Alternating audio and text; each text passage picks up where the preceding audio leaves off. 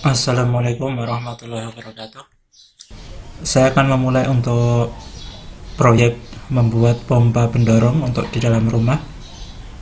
Dan ini skema yang saya rencanakan untuk kita pasang. Nah, di sini nanti yang terpenting adalah komponen yang nomor 6 ini, pressure switch dan tangki pressure. Dan di sini ada pompa. Sebelum kita melangkah ke situ, sebenarnya saya ingin membahas dulu dua jenis pompa pendorong yang biasanya itu ada dua tipe. Yang pertama adalah flow switch dan yang kedua pressure switch. Dapat kita perhatikan di sini untuk flow switch ini skemanya, dia pompa, kemudian flow switch, dan ini keran. Ini skema sederhananya seperti ini. Bagaimanakah prinsip kerjanya dari flow switch ini? Jadi ini katakanlah sumber pompa adalah dari tandon, kemudian ketika kita membuka keran di bawah, ini akan tercipta aliran. Nah, aliran ini, flow ini aliran. Nah, aliran ini akan memicu switch untuk menyalakan pompanya. Nah, ketika dia mengalir, pompanya akan menyala. Ketika kita tutup, aliran terhenti, pompa akan berhenti. Nah, cara kerja sederhananya seperti ini. Nah, kemudian kalau kita beralih ke pressure switch, ini sama ya, pompa, kemudian di sini sumber airnya misalnya di tandon. Nah, kemudian di dalam pipa ini kita pasang tangki pressure, tangki bertekanan, kemudian di sini ada pressure switch-nya. Nah, kemudian ini keran. Ini prinsip kerjanya adalah pressure switch ini dia akan menyalakan pompa pada tekanan tertentu dan akan mematikan pada tekanan tertentu pula. Kalau yang saya beli itu mereknya Sanyo, dia akan menyala pada tekanan 1,1 bar dan akan mati pada 1,8 bar. Nah, kemudian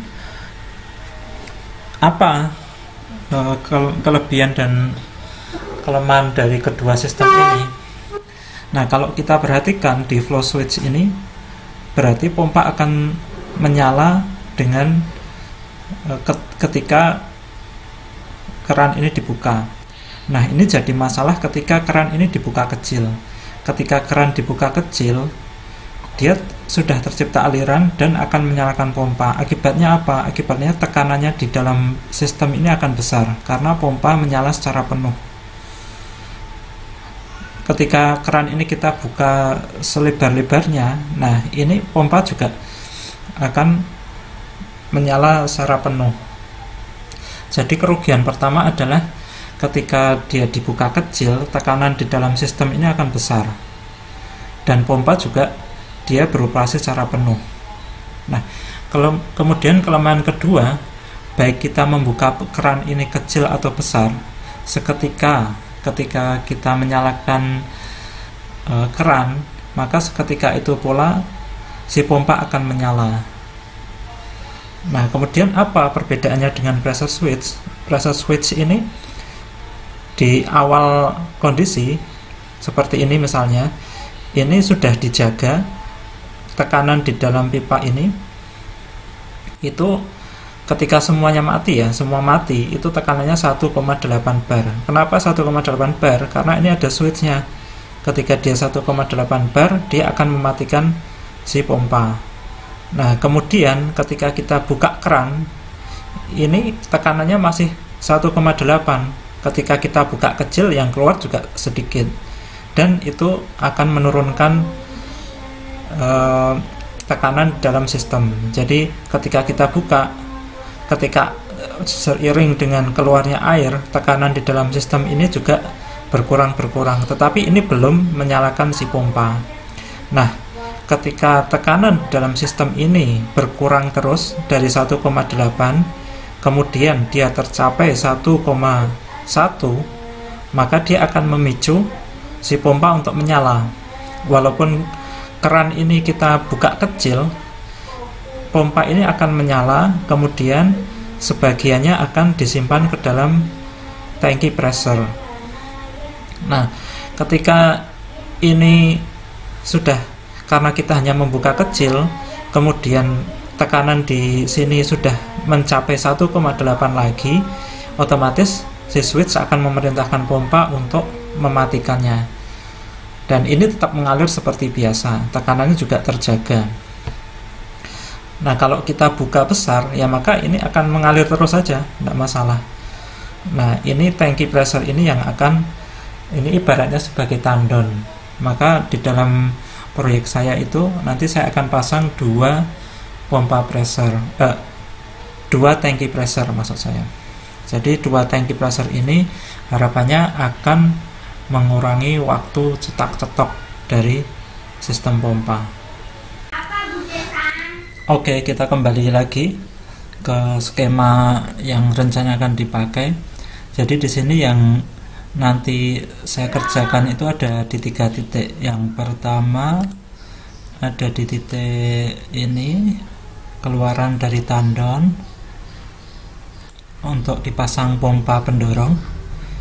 Yang kedua di titik ini untuk memisahkan antara ini yang ke kamar mandi dan yang di wastafel mesin cuci ini.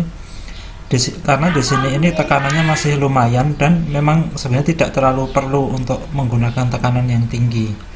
Karena yang perlu itu nanti di kamar mandi ini, terutama di ini di shower yang sekarang itu masih kecil sehingga tidak aktif. Kemudian tekanan juga digunakan untuk water heaternya.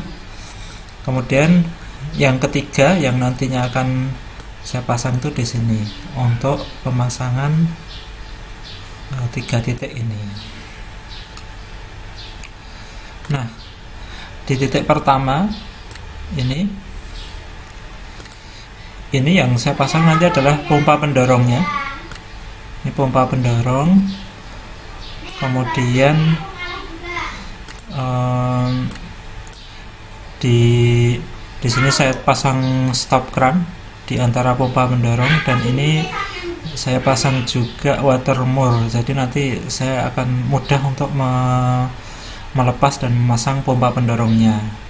Tetapi di sini juga ini jalur yang lama dari toren langsung ke bawah. Nah, nanti saya buat lubang baru di torennya untuk jalur baru untuk ke pompa dan masuk. Jadi ini saya tambahkan T di sini. Jadi ketika saya mengerjakan ini tetap sistem tetap masih bisa berjalan seperti biasa. Kemudian di titik ini yang saya pasang Tucson clamp. Ini Tucson clamp saya beli yang bahan bukan yang plastik, yang jelas. Yang plastik itu harga selisihnya jauh sekali, tapi saya pakai yang bukan plastik, entah bahannya kuningan atau apa itu. Harapannya memang jauh lebih mahal, tapi ini nanti karena saya buat tertanam di dalam tembok, jadi takutnya kalau nanti rusak malah merepotkan.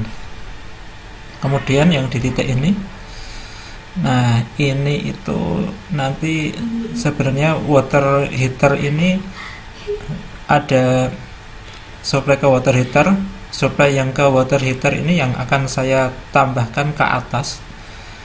Kemudian ini posisinya di atas plafon, karena tabungnya ini besar-besar. Saya pikir di atas plafon jadi tidak mengganggu pemandangan.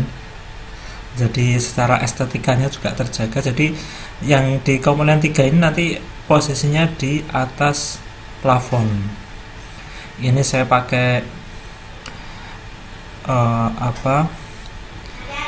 tangki pressernya pakai 2. Yang satu itu saya beli baru, yang satunya saya ambil dari jet pump kemarin yang membuat jet pump menjadi bermasalah. Kemudian di sini nanti saya cek dulu dengan menggunakan pressure gauge. Di sini nanti akan saya pasang dulu pressure gauge untuk mengukur tekanan di sini. Kemudian nanti kalau sudah stabil pressure gauge-nya saya cabut. Ini saya gantikan dengan pressure switch-nya. Jadi pressure switch-nya nanti di sini. Ini gambar pressure gauge yang belum saya pasang di sini. Jadi dari sistem ini harapan saya adalah nanti pompa ini akan mendorong aliran di semua sistem, tekanannya akan dijaga di atas 1,1 bar. Jadi sama ya seperti yang tadi sudah saya ungkapkan, pressure switch ini akan mematikan pompa ketika tekanan mencapai 1,8 dan menyalakan pompa ketika tekanan berada di 1,1. Nah, disinilah Tosen clamp ini nanti akan menjaga tekanan itu akan dijaga hanya di satu sistem ini saja. Jadi ketika nanti wastafel cuci dan mesin cuci ini dipakai, ini tidak akan menurunkan tekanan di sini, sehingga tidak akan memicu pompa air untuk menyala. Jadi di sini saya bebaskan dari pengaturan tekanan. Ketika tekanan di sistem yang ini itu berkurang, misalnya akibat pemakaian di kamar mandi atau di keran depan rumah untuk cuci mobil dan seterusnya, di sistem inilah yang akan menyalakan pompa air, pompa pendorong. Oke, itu saja untuk secara konsepnya. Semoga bisa lancar. Nanti untuk praktikalnya akan saya coba buatkan video. Terima kasih. Assalamualaikum warahmatullahi wabarakatuh.